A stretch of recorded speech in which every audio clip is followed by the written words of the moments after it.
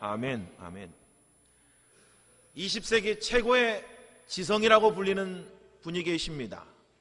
나니아 연대기를 쓴 C.S. 루이스죠. 그가 쓴 고전적인 책, 아주 탁월한 책 중에 하나가 순전한 기독교라는 책입니다. 근데 그 순전한 기독교라고 하는 책에 이런 내용이 있습니다. 여러분 한번 들어보십시오. 특정 부류의 악인들에게 나타나는 특징 중 하나는 자기들이 포기하는 것을 다른 사람도 다 포기해야 한다고 생각하는 것이다. 그것은 결코 크리스천적인 방식이 아닙니다. 그리스도인들이 특별한 이유로 결혼이든 곡이든 술이든 영화든 그런 것들을 포기하는 게 좋겠다고 생각할 수는 있습니다. 그러나 그런 일 자체를 악하다고 말하는 순간, 혹은 그런 일을 하는 다른 사람을 경멸하는 순간, 그는 잘못된 길로 접어든 것입니다. 내가 내 양심상 나는 이것은 하고 이것은 안 할 거야, 우리가 스스로 결정할 수 있다는 이야기죠. 근데 악한 사람의 특징 중에 하나는 내가 안 하니까 니도 안 해야 돼, 이런 마음을 품는 거라는 거예요. 나도 그거 안 하니까 니도 안 해야 된다, 나도 TV 안 보니까 니도 TV 안 봐야 되고, 나도 영화 안 보니까 너도 안 봐야 돼, 이런 마음을 품으면 우리가 지금 잘못된 길로 가고 있다라고 하는 그런 이야기다, 이런 이야기예요. 지난주에 살펴봤듯이, 물론 우리가 계속해서 살펴보고 있는 내용입니다만은, 우리가 지금 고린도 전서를 살펴보고 있지 않습니까? 그 지난주가 연결해서 고린도 교회 안에 두 극단적인 세력이 존재했습니다. 물론 그 세력 이외에 다른 미지근한 세력도 있었겠죠. 어정쩡한 세력도 있었을 겁니다. 그런데 두 극단적인 세력이 아마 서로 시기하고 질투하고 다투고 아마 서로 경멸하고 있었을 거예요. 네가 잘못됐어, 네가 틀렸어, 뭐 이러면서 존재하고 있었을 거란 이야기죠. 어떤 부류들이었습니까? 이들은 헬라 철학의 영향을 받아서 이렇게 생각했습니다. 한쪽은 육체는 악하고 더러운 거니까 육체를 갖고 우리가 무엇을 하든지 괜찮아, 우리가 육체를 가지고 음행을 저질러도 뭐 그런 건 대수롭지 않아, 육체가 하는 거야, 우리가 아무렇게나 해도 아무 문제가 없어, 이렇게 생각하는 사람도 있었다는 이야기죠. 그리고 그 반작용으로 어떤 사람들이 있었어요? 아니야, 육체는 더럽고 악한 거기 때문에 육체를 철저하게 억압하고 절제해야 돼. 그래서 어떻게 해요? 엄격한 금욕적인 삶을 살아야 돼, 이렇게 말하는 사람들이 있었다는 이야기죠. 그래서 뭐라고 주장합니까? 그래서 결혼한 부부라도 부부끼리 성적인 관계를 맺어서는 안 돼, 이렇게 말했습니다. 아니, 그리고 어쩌면 더 나아가서는 아예 결혼 자체를 안 하는 게 좋아, 뭐 이렇게 말했을지도 모르겠죠. 뭐가 됐든지 이런 두 극단이 고린도 교회 안에 존재하고 있었다는 이야기예요. 그러면서 스스로 우리는 그렇게 사니까, 우리는 마음껏 하고 사니까, 아니 우리는 아무것도 안 하고 사니까 우리가 더 니들보다 더 영적이고 성숙한 사람들이야, 이렇게 말했다는 이야기예요. 그러면서 서로 뭐 했어요?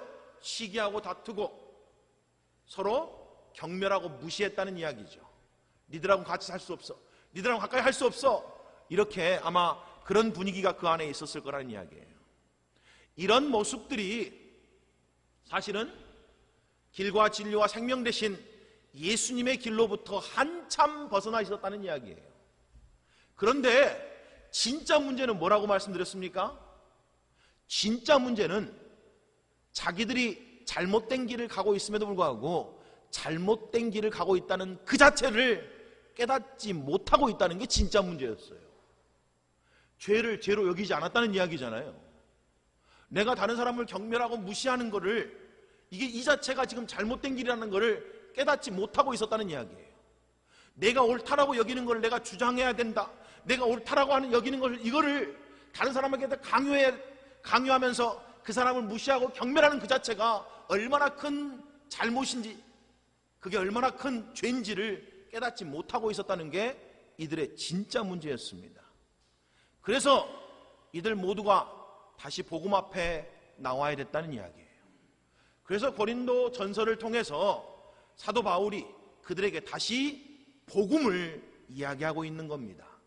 그래서 고린도전서 전체 주제가 뭐예요? 하나님의 교회여 복음으로 새롭게 되라라는 겁니다.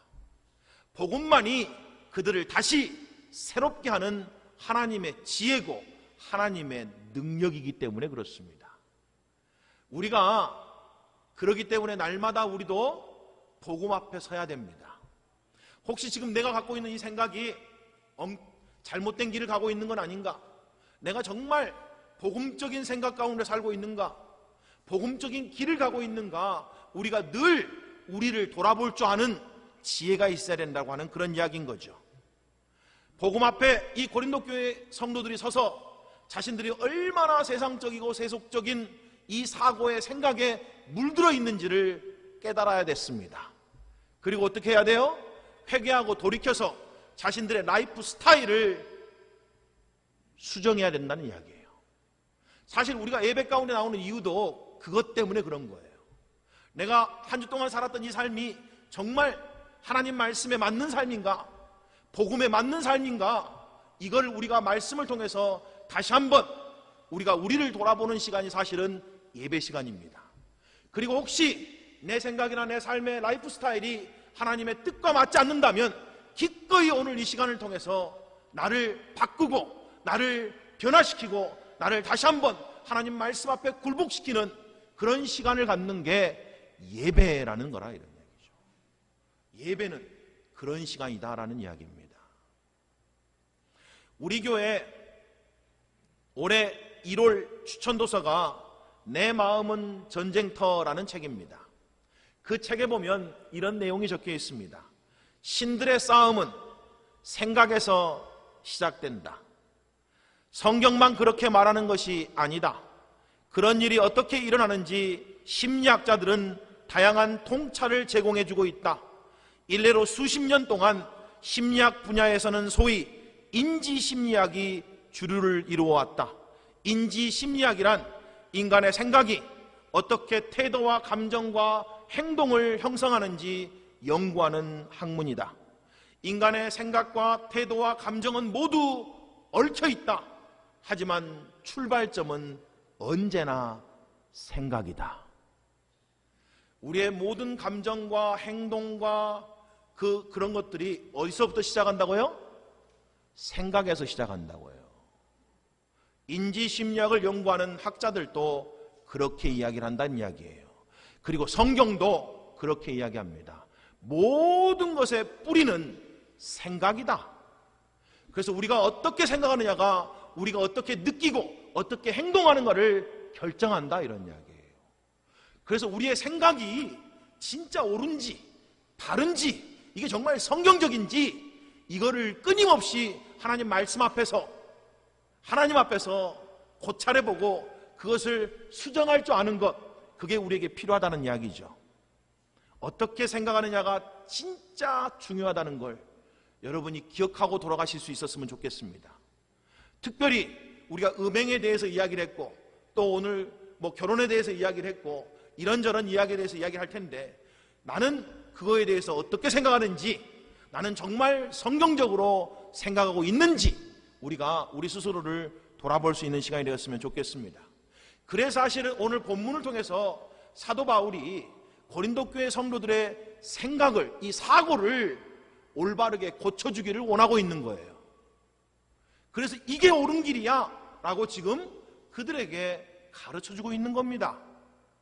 여러분 신앙생활이란 우리의 생각을 늘 끊임없이 하나님의 말씀에 맞추는 여정입니다.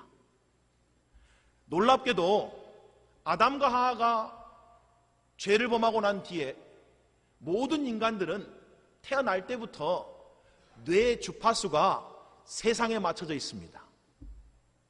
세상에 맞춰져서 태어난다는 이야기예요. 그래서 너무 쉽게 세상의 철학과 세상의 가치관에 물듭니다. 우리가 그렇게 살아왔어요. 나도 모르게 그런 삶을 살아갔습니다. 그리고 내 본질이 그쪽에 더 가깝기 때문에 우리는 그냥 가만히 있으면 아무것도 안 하면 우리는 자연스럽게 세상을 따라가는 존재들입니다. 세상을 따라가는 존재들이에요. 그런데 우리가 하나님의 은혜로 구원받았잖아요. 우리가 하나님의 은혜로 새로운 피조물이 되고 새 생명 가운데 살게 되었습니다. 그런 새 생명 가운데 살게 된 그리스도인들은 이제 우리의 이 생각을 이제 세상이 아니고 하나님 말씀에 끊임없이 맞춰 살려고 해야 된다라는 이야기입니다. 그게 신앙생활이다라는 이야기예요. 그게 그 부분에 있어서 우리가 노력하고 힘을 다해야 된다라는 이야기입니다. 다른 걸 노력하고 힘을 다하는 게 아니고 내 생각을 늘 하나님 말씀에 맞추려고 끊임없이 노력하고 힘쓰고 애써야 된다는 이야기예요. 오늘 이 시간 우리의 이 주파수를, 이 생각의 주파수를 하나님의 말씀에 맞출 수 있기를 주님의 이름으로 축복합니다. 하나님 말씀 앞에서 내가 다시 새롭게 됐으면 좋겠어요. 내 생각이 옳다는 고집 내려놓고 내가 이제까지 경험했던 그 경험이 옳다는 거 내려놓고 하나님 말씀은 이렇구나. 그러면 내가 이제부터는 하나님 말씀대로 살아야지 라고 하는 그런 결단들이 여러분들에게 있기를 주님의 이름으로 축복합니다. 자, 오늘 본문은 누구에게 주신 말씀이에요? 한번 볼까요? 8절에 보니까 결혼하지 아니한 자들과 과부들에게 말한다 그럽니다. 그러니까 오늘 본문은 그들에게 주신 말씀입니다. 근데 그들에게만 주신 말씀이 아니죠. 10절에 가보면 결혼한 자들에게도 내가 말한다 라고 말해요. 또 내려가 보면 18절에 보면 이렇게 되어 있습니다. 할례자들과 내가 무할례자들에게도 말한다 라고 되어 있죠. 21절과 22절에 가보면 내가 종과 자유인에게 말한다 라고 되어 있습니다. 그래서 오늘 본문은 7절에서 말하고 있는 것처럼 모든 사람에게 주신 말씀입니다. 누구에게 주신 말씀이라고요? 모든 사람들에게 주신 말. 나중에 보면 내가 모든 교회에게 말한다 라고 되어 있어요. 그러니까 오늘 본문은 우리 모두에게 주신 말씀입니다. 우리 모두가 이 본문의 말씀을 들어야 된다는 이야기죠. 그리고 이 본문의 말씀을 쫓아서 살아가야 된다는 이야기입니다. 듣기만 하고 자기를 속이는 자가 되지 마십시오. 하나님의 말씀을 듣고 순종하는 자가 되시기를 주님의 이름으로 축복합니다. 왜요? 그것이 생명의 길이기 때문에 그래요. 우리 아버지가 좋은 분이시잖아요.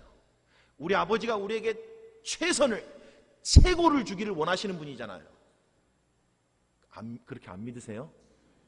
그렇게 안 믿으시면 참 다음 이야기하기가 참 곤란한데, 그래서 제가 이 이야기를 다시 할 때 여러분이 어떻게 반응하셔야 되죠? 아멘 하고 반응하셔야 됩니다. 그렇지 않으면 제가 그 다음 이야기를 못하고 내려가겠습니다 그럴지도 몰라요.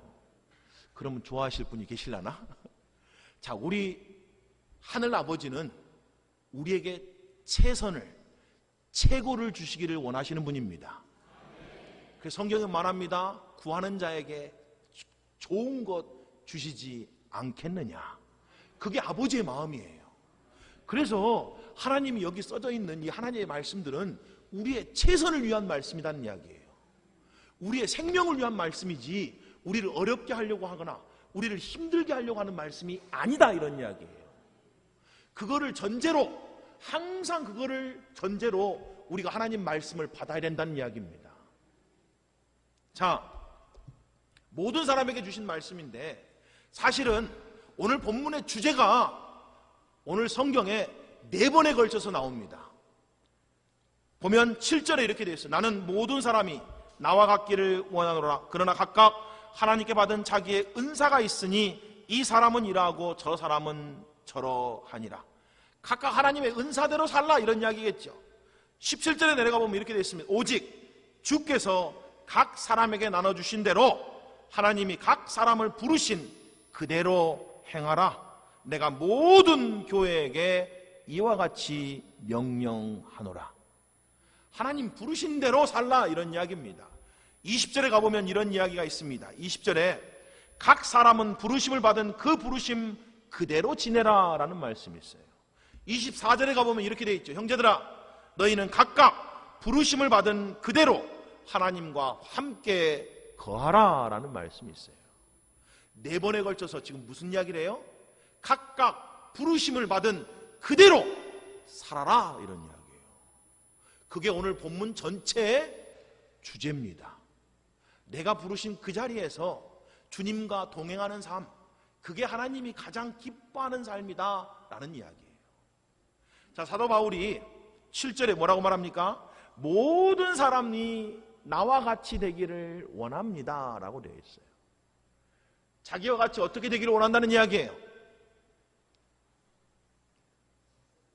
어떻게 해요? 오랫동안 이 구절을 이렇게 해석했습니다. 사도 바울같이 다 독신으로 살기를 원해, 이런 말이라고 생각했다라고 하는 이야기죠. 근데 사실은 그런 의미가 아닙니다. 우리가 진짜 잘못 알고 있는 내용 중에 한 가지가 이 본문이거든요.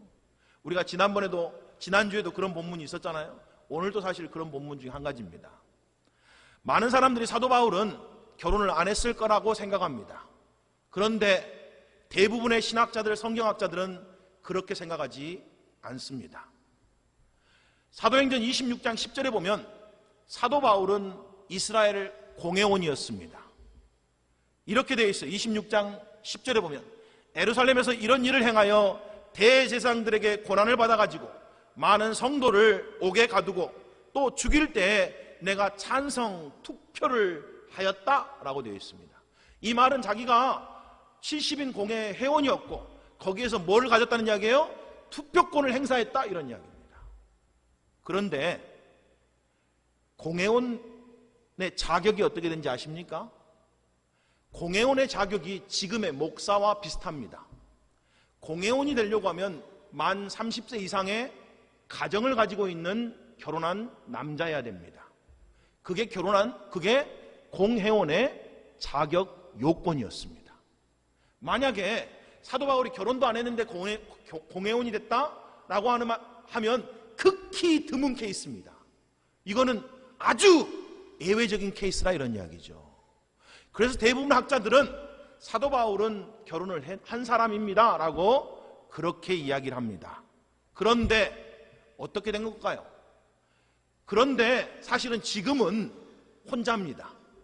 무슨 일이 벌어졌냐 이런 이야기예요. 그래서 많은 분들이 추측합니다. 어쩌면 상처를 했거나 아니면 아내가 그를 떠났을 거다, 이렇게 이야기합니다. 그리고 많은 학자들은 전자보다는 후자 쪽에 무게를 둡니다. 아내가 상처를 한 게 아니고 어쩌면 아내가 사도 바울을 버리고 떠났을 것이다 라고 그렇게 추측한다는 이야기죠. 성경학자인 데이비드 프라이드 박사는 자신의 책 고린도전서 강해라는 책에서 이렇게 이야기합니다. 바울이 그리스도께 회심하면서 그의 아내가 그를 떠나기로 결심하고 자기 부모의 집으로 돌아갔을지도 모른다라고 되어 있습니다. 왜 그랬을까요? 여러분, 사도 바울이 예수 그리스도를 만나기 전에는 사회적으로 대단한 사람이었습니다. 그는 사회적으로 명예와 지위와 부를 누렸던 사람이에요. 촉망받은 학자였습니다. 최고의 엘리트였습니다. 정말 세상에서는 이보다 잘난 사람이 드물었다, 이런 이야기예요. 근데 그가 예수님을 만나게 됩니다. 그리고 그의 삶이 완전히 바뀌어버렸어요. 그랬죠. 이제는 예수를 위해 사는 삶을 살게 됩니다. 제가 추측하기는 그가 예수를 만나고 만약 결혼한 사람이었다면 제일 먼저 사랑하는 그 아내에게 복음을 전했을 것 같아요. 그렇죠. 그 놀라운 복음을 그 아내에게 먼저 전했을 것 같아요. 그런데 어떤 이유인지는 모르겠지만 아내가 복음을 거절한 것 같습니다. 그리고 너무 바뀐 사도 바울을 보고 아마 아내 편에서 사도 바울을 버리고 떠났던 것 같아요. 많은 학자들이 그렇게 추측을 합니다. 뭐 어떻게 됐든지 그게 어떤 상황이든 상관없이 지금은 사도 바울이 혼자 된 상황이에요. 그래서 나와 같기를 원한다, 이 말은 너희들도 그냥 혼자 있게 되면 혼자 있는 게 좋아, 지금 그런 이야기를 하고 있다는 걸 우리가 다 알 수가 있는 그런 내용이라는 이야기죠. 자, 8절 이렇게 되어 있습니다. 내가 결혼하지 아니한 자들과 과부들에게 이르노니 나와 같이 그냥 지내는 것이 좋다라고 말합니다. 사도 바울은 지금은 혼자인 상태였습니다. 그리고 그가 결혼하지 않는 사람들과 과부들에게 뭐라고 말한다고요? 너희들도 그냥 나와 같은 모습으로 살아가는 것이 좋다라고 그렇게 이야기를 하고 있다는 이야기예요. 물론 예외 조항이 있죠. 예외적인 상황이 있습니다. 본문 9절에 이렇게 말합니다. 만일 절제할 수 없거든 결혼하라. 정욕이 불같이 타는 것보다 결혼하는 것이 나으니라 라는 말씀이 있어요. 정욕이 불같이 탄다, 이 말의 의미는 정욕에 사로잡혀서 다른 일을 못한다는 이야기예요. 온통 생각이나 관심이 그거밖에 없다는 이야기예요. 온통 생각이나 관심이 거기에만 있다는 이야기예요. 그래서 다른 일들을 정상적으로 할 수 없다, 이게 정욕이 불같이 탄다라는 말의 의미입니다. 그런 상황이거든 결혼하는 게 낫다, 이런 이야기예요. 자, 게다가 절제할 수 없거든이라는 말이 나옵니다. 절제할 수 없거든. 이 말을 더 정확하게 이해하려고 하면 C.S. 루이스의 말을 좀 인용할 필요가 있습니다. C.S. 루이스가 순전한 기독교라는 책에서 절제와 무절제에 대한 이야기를 합니다. 대체 우리가 절제하는 게 뭐고 무절제하는 게 뭔가, 여기에 대한 심각한 오류가, 오해가 그리스도인들 안에 있다, 이런 이야기예요. 한번 그가 한 이야기를 한번 들어볼까요? 그가 이렇게 말합니다. 현대에 와서 절제라는 말을 음주 문제에만 국한해서 사용하는 바람에 생긴 큰 해악이 하나 있습니다. 음주 외에 다른 많은 부분에서도 똑같이 무절제해질 수 있다는 사실을 잊어버렸다는 것이 바로 그것입니다. 골프나 오토바이를 자기 생활의 중심으로 삼는 남자나 옷이나 카드놀이나 애완견에 온통 정신이 팔린 여자는 저녁마다 술에 취하는 남자만큼이나 무절제한 사람입니다. 무슨 이야기예요? 이게 절제하지 못한다는 말의 의미입니다. 정신이 온통 거기에 팔려 있다는 이야기예요. 그게 나의 가장 큰 관심사라, 이런 이야기입니다. 어떻게 하면 일주일 내내, 어떻게 하면 빨리 놀러 갈까, 어떻게 하면 빨리 등산 갈까, 어떻게 하면 빨리 골프 치러 갈까, 어떻게 빨리 옷 사러 갈까, 어떻게 하면 빨리 쇼핑하러 갈까. 온통 하루 종일 아침부터 내 또리는 잘하고 있나, 코코는 잘 있나, 집에 온통 정신이 거기 팔려 있는 것도 정욕에 불타는 것 같이 똑같이 무절제한 삶이다, 이런 이야기예요. 저녁마다 술 먹고 돌아오는 남편하고 똑같은 모습이다, 이런 이야기입니다. 근데 우리는 무절제하다는 말을 오직 술 먹고 술 취한 남자에게만 쓰는 거잖아요. 근데 그게 아니다, 이런 이야기예요. 온통 인터넷 쇼핑에 정신이 팔려 있으면 그것도 날마다 술 먹는 것과 똑같이 무절제하다, 이런 이야기예요. 그게 성경이 말하는 절제하지 못한다는 말의 의미다, 이런 이야기예요. 온통 그 생각에 사로잡혀 살아가는 것. 그럴 때는 그렇게 살지 말아라, 이런 이야기 아니에요. 자, 사도 바울이 독신이었든지 결혼했든지 이 둘에게 다 뭐라고 말합니까? 있는 그대로 살아라, 이런 이야기 아니에요. 한마디로 말하면 있는 그대로 살아, 그대로 사는 게 더 좋다, 이런 이야기예요. 자, 결혼할 수밖에 없으면 결혼하는 게 좋고, 결혼 안 할 수 있으면 결혼 안 하는 게 좋다, 이런 이야기예요. 그런데 결혼을 하든지 결혼을 안 하든지 그건 네 힘으로는 안 돼, 이런 이야기예요. 뭐가 필요할까요? 결혼하라고 결혼 안 하는 걸 우리 힘으로는 안 된대요. 그럼 뭐가 필요하다는 이야기예요? 7절에 다시 보면 후반절에 이렇게 되어 있습니다. 그러나 각각 하나님께 받은 자기의 은사가 있으니 이 사람은 이러하고 저 사람은 저러하니라 라고 되어 있어요. 각각 하나님께 받은 뭐가 있다요? 은사가 있다는 거예요. 은사가. 그러니까 여기서 말하는 은사는 헬라어로 카리스마입니다. 카리스마가 있어야지 독신으로 살 수 있는 거고, 카리스마가 있어야지 결혼한 상태로 살 수 있다, 이런 이야기예요. 카리스마가 뭔지 아세요? 초자연적인 능력입니다. 초자연적인 능력이 없으면 혼자 사는 것도 내 힘으로 안 된다, 이런 이야기예요. 초자연적인 능력이 없으면 결혼하는 것도, 결혼 생활도 내 힘으로 못한다, 이런 이야기예요. 독신으로 살든지 결혼하든지 그건 다 좋은 건데, 각각 어떻게 하나가 좋고 어떤 게 하나가 나쁘다 말할 수 없는 건데, 중요한 것은 어떤 모습이든지 그 모습대로 살려고 하면 반드시 각각 하나님의 은사를 받아야 된다, 이런 이야기예요. 하나님의 은사를 받지 못하면 그렇게 살 수가 없다, 이런 이야기예요. 다른 말로 말하면 하나님의 능력을 늘 붙들지 않으면 그런 삶을 살아내기가 어렵다, 이런 이야기예요. 왜요? 우리 안에 뭐가 있으니까요?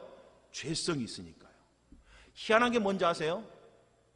총각 때는 그렇게 결혼하고 싶어가지고 눈물로 결혼하게 해달라고 그렇게 주 앞에 나와서 떼를 쓰더니 결혼하고 나서는 눈물로 날마다 주 앞에 기도하기를 저놈의 원수 같은 인간을 빨리 데려가 주십시오라고 기도하는, 이게 놀라운 일 아니에요? 우리 안에 뭐가 있는 거예요? 죄성이 있는 거예요. 죄성이. 그러지 말라는 거예요. 그러지 말라고요. 결혼 안 했냐? 결혼 안 한 자들에게 말하잖아요. 그대로 있는 게 낫다? 그거 나쁜 거 아니야. 괜찮아. 결혼한 사람들에게 말합니다. 그대로 거하십시오. 자, 결혼한 자들에게 뭐라고 말해요? 10절 11절입니다.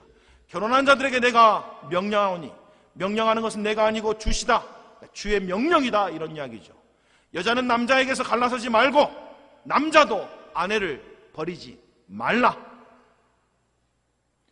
결혼한 상태에서 그리스도인이 되셨습니까? 그러면 절대로 갈라서려고 생각하지 마십시오, 이런 이야기예요. 그게 기본적으로 그리스도인들이 가져야 될 마음가짐입니다. 절대로 내 편에서 먼저 갈라서려고 하는 마음을 갖지 말아야 된다, 이런 이야기예요. 그럴 수는 없다, 이런 이야기죠. 초대교회 당시에 한쪽 배우자만 복음을 듣고 구원받는 경우가 많았던 것 같아요. 그리고 다른 쪽은 구원받지 못한 상태로 있는 그런 가정들이 많았던 것 같습니다. 우리가 알기로는 우리가 구원받게 되면 어둠에서 빛 가운데로 옮겨가잖아요. 우리의 삶이 완전히 바뀌었습니다. 우리의 존재 자체가 바뀐 거예요. 그래서 우리가 전에는 어둠에 살았다가 이제는 빛 가운데 살게 된 사람들이 됩니다. 그러니까 빛 가운데 살게 되니까 아직도 여전히 어둠 가운데 있는 배우자와 살기가 얼마나 어렵겠냐고요. 영적으로 안 맞아요. 나중에 라이프 스타일도 안 맞게 됩니다. 삶이 쉽지 않다는 이야기예요. 그래서 어쩌면 쉽게, 지금 이 말씀은 안 믿는 사람들에게 주신 말씀이 아니고 고린도 교회 안에 있는 믿는 자들에게 주신 말씀이잖아요. 그래서 어쩌면 믿는 자들 마음 가운데 아우 저 사람하고 못 살겠다, 이런 마음이 들 수 있었는지 모른다, 이런 이야기예요. 그런 자들을 향해서 사도 바울이 뭐라고 말합니까? 갈라서지 말라, 버리지 말아라, 이렇게 말한다는 이야기예요. 그게 하나님의 뜻이 아니야, 이렇게 말해요.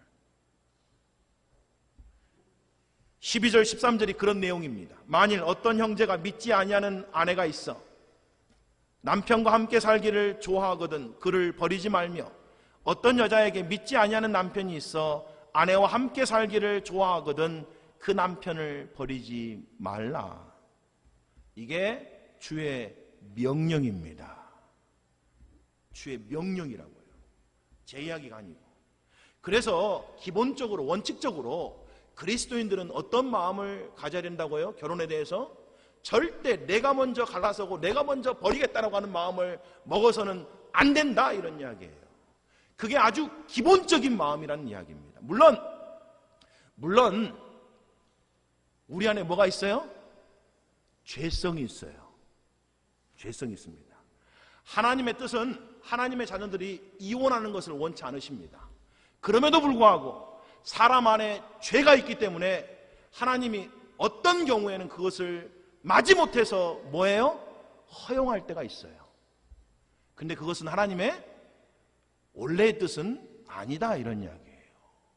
그래서 우리가 예외적인 조항을 붙들고 살면 안 되고 기본적인 원칙을 붙들고 살아야 된다는 이야기예요. 아, 그리스도인들은 기본적으로 절대 그런 마음을 가지면 안 돼, 이런 마음을 가져야 된다는 이야기죠. 예수님도 우리 안에 죄가 있기 때문에 예외적인 이야기를 하십니다. 그게 우리가 다 알고 있는 마태복음 19장 9절이잖아요. 내가 너희에게 말하노니 누구든지 음행한 영고 외에 아내를 내어버리고 다른 데 장가드는 자는 간음합니다 라고 되어 있어요. 그래서 마치 예수님도 음행하면, 결혼관계가 깨지게 되면 그때는 마지못해서 이혼이 허용되는 것처럼 말씀하는 그런 구절도 있다, 이런 이야기예요. 물론 이런 내용을 들어가 보면 훨씬 복잡하죠. 폭력을 행사하면 어떻습니까? 뭐 이런 이야기, 여러 가지 내용이 있습니다만 오늘 그거를 이야기하고 싶지는 않습니다. 다른 기회가 있으면 그 내용을 좀 더 깊이 여러분과 함께 나눴으면 좋겠습니다. 근데 오늘 본문이 말하는 가장 중요한 핵심 뭡니까? 그리스도인들은 기본적으로 내 편에서 그런 마음을 먹어서는 된다, 안 된다? 안 된다. 나는 최선을 다해서 하나 되기를 힘써야 된다, 이런 이야기예요. 자, 그런데 나는 힘쓰는데 반대 경우가 있을 수 있잖아요. 아니, 나는 힘쓰는데 믿지 않는 쪽에서 헤어지기를 원하면 어떻게 해야 됩니까? 자, 그게 15절입니다. 나는 힘써서 끝까지 나는 하나 되기를 원하는데 믿지 않는 쪽에서 그렇게 말하면 어떻게 해야 돼요? 15절에 이렇게 되어 있습니다. 혹 믿지 아니하는 자가 갈라서거든 뭐 하래요? 갈리게 해라. 형제나 자매라 이런 일에 구애될 것이 없느니라. 그러나 하나님은 화평 중에 너희를 부르셨느니라. 왜요? 대체 왜 이런 이야기를 하는 걸까요? 왜 이런 이야기를 해요?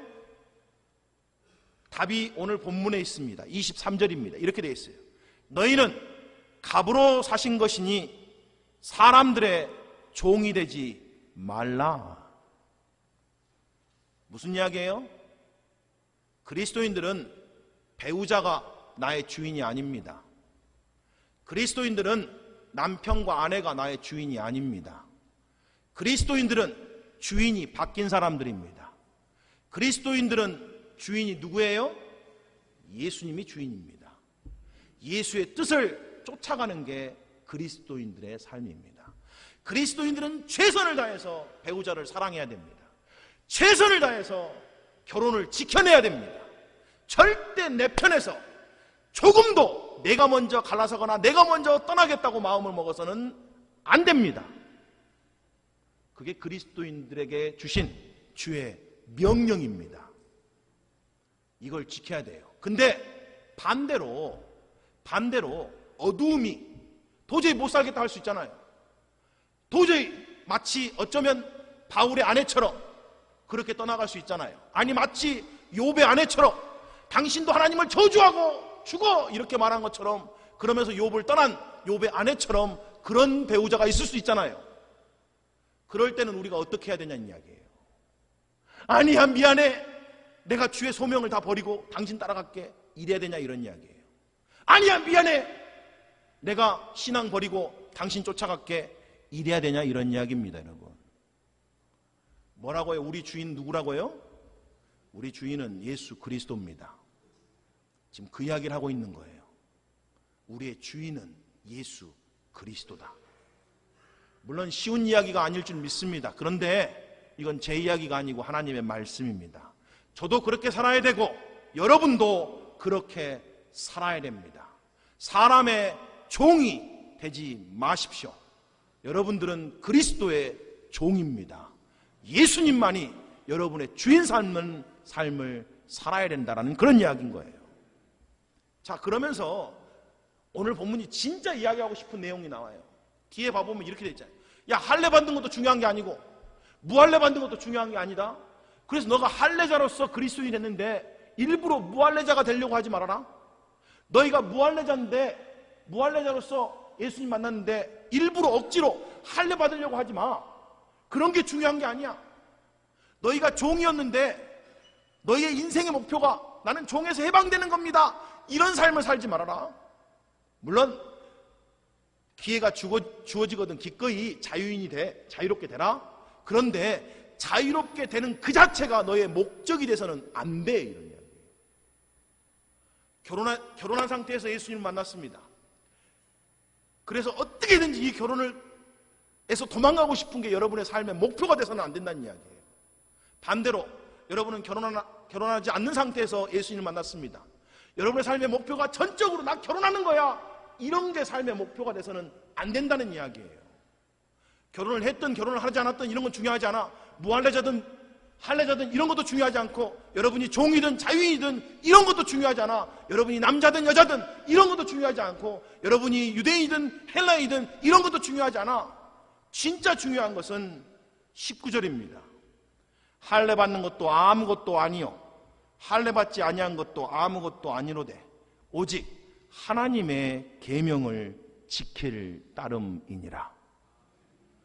주인이 바뀌었다는 말의 의미가 바로 이겁니다. 그리스도인들에게서 제일 중요한 삶의 표대는 뭘까요? 하나님의 말씀을 지키는 겁니다. 내가 하나님의 말씀을 지키고 있냐? 이게 나에게는 제일 중요한 것이지, 내가 지금 뭔가를 얻고 획득하고 내 사회적 신분, 내 이 정치적 신분을 바꾸고 변화시키는 것이 나의 궁극적인 목표가 돼서는 안 된다, 이런 이야기. 여기에 온통 마음 뺏겨서 살아서는 안 된다, 이런 이야기입니다. 지금 사도 바울이 이 본문을 통해서 고린도 교회 성도들에게 그 이야기를 해주고 싶은 거예요. 야, 결혼하고 안 하고 이게 왜 중요해? 여기에 왜 니들이 마음 뺏겨 있어? 왜 이런 이슈 가지고 교회 안에서 다투고 싸우고 분열해? 이런 게 너희들이 중요한 게 아니야. 결혼을 하든 결혼을 하지 않든 이런 게 중요한 게 아니야. 너희들에게 진짜 중요한 것은 오직 하나님의 계명을 지키는 거다. 그 이야기를 하고 싶은 거예요. 그 이야기. 부르신 그 자리에서 하나님의 계명을 지키는 삶을 살아라. 그 이야기를 지금 오늘 본문이 계속해서 하고 싶다라는 이야기입니다. 그리스도인의 삶의 최고의 목표는 오직 하나님의 계명을 지키는 것이어야 된다라는 이야기예요. 그리고 그 삶을 성공적으로 살려고 하면 우리에게 뭐가 필요하다고요? 하나님의 은사, 카리스마가 필요하다고요. 하늘로부터 오는 능력이 필요하다는 이야기예요. 하늘로부터 오는 능력이 없으면 우리도 세상의 압력에 굴복한다, 이런 이야기예요. 세상이 막 압력하잖아요. 결혼하지 않는 사람들에게는 막 결혼해라 라고 막 압력하고, 그렇죠. 막 그럴 수도 있잖아요. 근데 이 그리스도 고린도 교회 안에는 어떤 사람들도 있었어요? 결혼한 부부들에 대해서는 야, 헤어져라 막 이렇게 압력을 가한 사람도 있었다는 이야기예요. 그 모든 걸로부터 우리가 자유하기 위해서는 우리에게 뭐가 필요하다고요? 하나님의 능력이 필요하다고요. 그렇지 않으면 우리도 금방 세속적이고 세상적인 가치관에, 그런 철학에 굴복된 삶을 살아갈 수 있다, 이런 이야기예요. 여러분의 결혼 생활에서 대체 뭐가 제일 중요합니까? 뭐가 제일 중요하냐고요. 여러분의 삶에서 뭐가 제일 중요하냐, 이런 이야기예요. 여러분이 할례자든 무할례자든, 여러분이 종이든 자유인이든 여러분에게서 뭐가 제일 중요하냐고요. 여러분이 사장이든 종업원이든 여러분에게 뭐가 제일 중요하냐, 이런 이야기예요. 여러분의 인생에 그 부르신 그 자리에서 여러분에게서 제일 중요한 게 대체 뭡니까? 오늘 본문은 이렇게 말합니다. 오직 하나님의 계명을 지키며 사는 삶이다. 내가 어떤 처지와 어떤 환경에 있든지 상관없이 나의 최고의 목표는 그 순간 그 자리에서 하나님의 말씀을 쫓아 살겠다라고 하는 그 마음이다, 이런 이야기예요. 그게 그리스도인들이 가져야 될 마음의 자세다, 이런 이야기. 그리고 그것이 되려고 하면 우리에게 뭐가 필요하다고요? 하나님의 능력, 카리스마가 필요하다. 그래서 그 카리스마를 날마다 주 앞에 구하고 얻고 그 능력으로 그 삶을 살아내는 것이 그리스도인의 삶이다, 이런 이야기입니다. 하나님이 우리를 부르신 부르심이야말로 최고의 가치가 있고 가장 존귀한 부르심입니다. 여러분, 하나님이 예수 그리스도 안에서 우리를 부르셨는데 어떻게 부르신지 아세요? 너는 나의 사랑하는 자녀다, 내가 너를 기뻐한다 라고 부르셨어요.